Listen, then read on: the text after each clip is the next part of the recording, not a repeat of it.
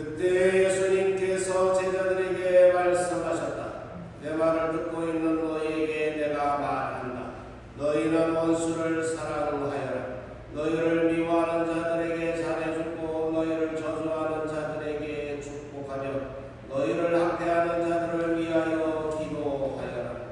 내 뺨을 내미는 자에게 다른 뺨을 내밀고 내 겉옷을 가져가는 자는 속옷도 가져가게 내버려 두어라. 달라고 하면 누구에게나 주고 내 것을 가져가는 이에게서 되찾으려고 하지 마라. 남이 너희에게 해주기를 바라는 그대로 너희도 남에게 해주어라. 너희가 자기를 사랑하는 이들만 사랑한다면 무슨 인정을 받겠느냐? 죄인들도 자기를 사랑하는 이들은 사랑한다. 너희가 자기에게 잘해주는 이들에게만 잘해준다면 무슨 인정을 받겠느냐? 죄인들도 그것을 한다. 너희가 도로 받을 가방이 있는 이들에게만 구워준다면 무슨 인정을 받겠느냐? 죄인들도 보살 밑에 받을 연양으로 서로 구워준다.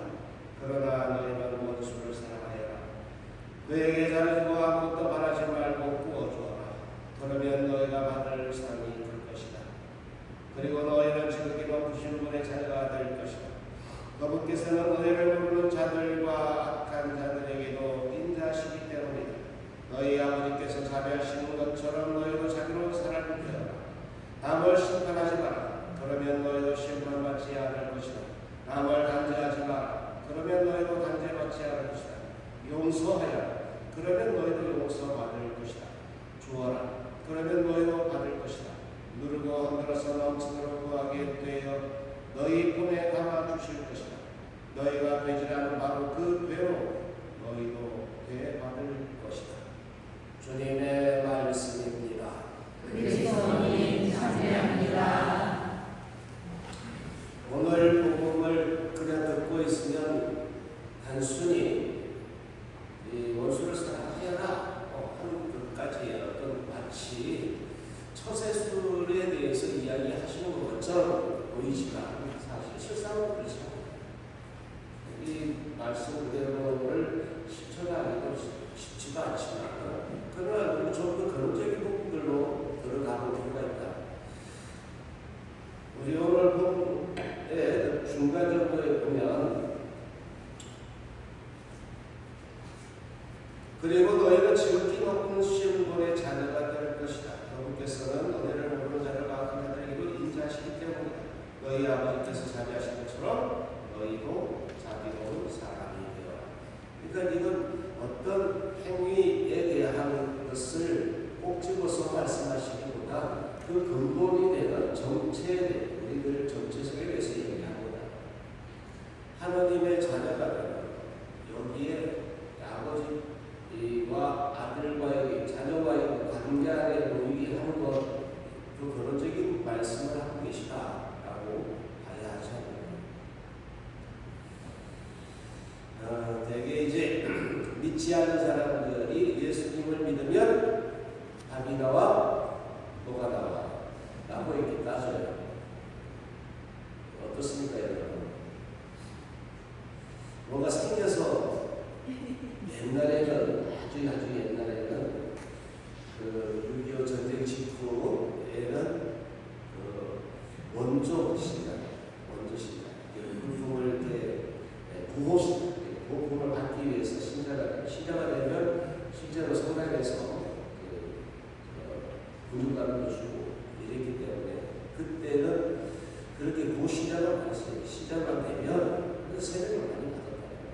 근데 지금은 오늘날 그리스도인이 예수님의 제자가 되고 또 천주교 신자가 되는 것으로 무슨 유익을 얻을 거냐? 어떤 유익을 얻기 위해서가 아니라 그 안에 우리의 신원이 달라진 것이에요. 정체가 달라요. 하나님의 자녀로서의 정체성이 생기는 것, 이것이 더 원천적인 부분들이 아닌가. 어떤 행위를 하고 그래서 원수까지도 사랑하고 이런 행위에 대한 부분들을 넘어서 원천에 대한 얘기를 하고 계시지 않을까. 물론 이 오늘 복음의 가르친 대로 실천하기 쉽지 않아요. 근데 그 왜 내가 이렇게 해야 하는가에 대한 그 물음에서부터 출발한다 하고 이제 수록하고 이해되는 부분들이 있지 않겠습니까?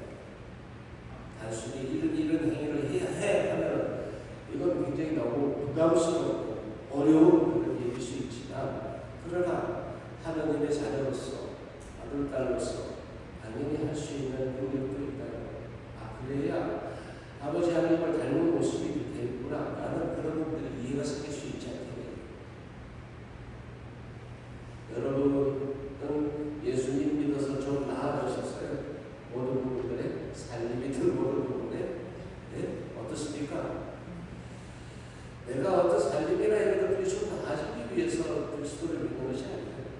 나의 정체성, 나의 정체 자체가 예수님을 통해서, 예수님의 믿음을 통해서 달라졌기 때문에 삶이 달라질 수 있다. 외적인 부분들을 지켜서 원수로 사랑해야 하고 또 나를 판단하지만 그 어떤 조건들, 조항들을 지켜서가 아니다.